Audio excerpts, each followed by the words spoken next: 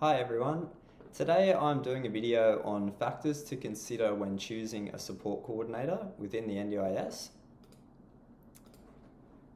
So some key questions to ask when choosing a support coordinator are firstly, are they a registered provider or are they working with a registered provider? Given all of the changes that are coming up in July 2025, it's really important to choose registered providers at this point in time.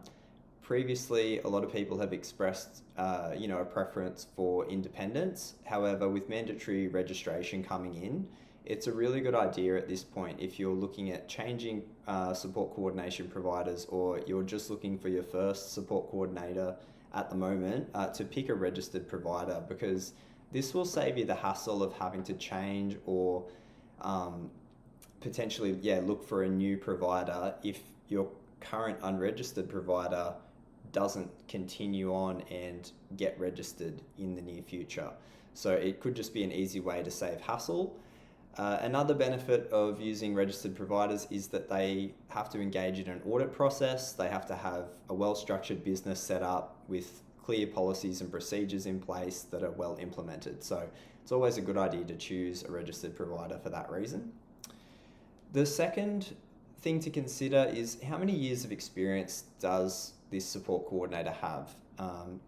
Obviously, it's great to give people the opportunity to learn, but a lot of people that are participants on the scheme within the NDIS, they're already having an extremely difficult time, and it's potentially going to cause more distress by having someone who's a bit green, who is inexperienced as the support coordinator, because it's such an important role in terms of how that person then connects to the various support networks and providers and manages their budget and understands the rules. There are a lot of really important roles that a support coordinator plays within the NDIS, so would definitely consider looking for someone with a minimum of 1 year of experience working within the NDIS. The reason for that is as well, there have been so many changes in the last 12 months within the scheme that for someone new just coming into the scheme now, without that foundational knowledge from the last 10 years that the scheme has existed, that person is going to be overwhelmed with the amount of changes to legislation, changes to rules, transitional rules, support lists. It's going to be just too much for them. So if you're looking for someone for you or a family member or someone I would definitely consider trying to look for someone who's got a minimum of 1 year of experience in the role. It'll just save you a lot of hassle in that sense. So that brings me to the next point, which is what qualifications do they have? So at the moment, there aren't any mandatory qualifications for support coordinators working within the NDIS. I don't know why they ever thought that such an important role that's key for the reasons that I mentioned earlier wouldn't require some sort of mandatory qualification. In saying that, it's your choice who you choose, so it's good to look for someone who has some form of qualification. You don't have to be, they don't need to have a master's degree or anything like that, but some form of qualification is super important. It could be a Cert 4 in disability, it could be a Diploma of Community Services, or it could be a degree level qualification in allied health like social work, occupational therapy, you name it. Any relevant field, social science, psychology, any relevant field, a degree level qualification will be great. So definitely consider looking or bringing your own requirements to that situation and saying, look, I want someone who's got some qualifications, and you can just put that out there. You can make that request to providers, and that might help connect you with someone who's a bit more experienced and qualified. So the next point is, does the business that the coordinator works for provide other NDIS services? So it can be a conflict of interest if a support coordination provider also provides other services, particularly plan management, supported independent living, community access, therapy, therapeutic supports. There's a variety of others. Most providers handle the conflict of interest well and declare it, particularly the registered ones, but it leaves you open, if you're a participant on the scheme, to being referred to that same company's other wings. So, for example, if you're a participant and you worked with a company that did 5 or 6 of those supports that I mentioned, and you were looking for a coordinator, if you work with one of those companies that has that existing conflict of interest and provides kind of a one-stop shop where they offer a variety of supports, you run the risk of them, whether it's intentional or not, but referring you in-house for all of their support. So they'll bring you in for support coordination, start to help you, then they'll say, oh, we have an occupational therapist. Oh, we have supported independent living. Oh, we have community access. And they will, some of them, not all of them, but some of them will refer in-house, and then you run the risk of sort of having all of your supports, or a significant percentage of your supports, being completed or provided by one company.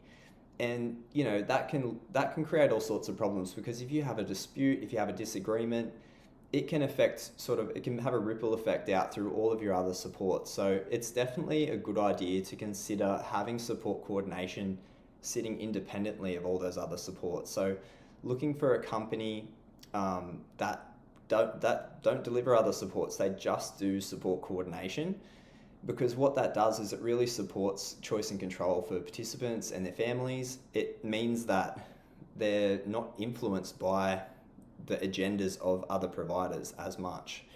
So definitely something to consider there. The next point is, are they respectful in their communication? So it's all about respect. Everything within the NDIS should be based on the foundation of respect. If a provider is treating you disrespectfully and talking down to you, excluding you from decision making, not considering your perspective, then it's not good enough.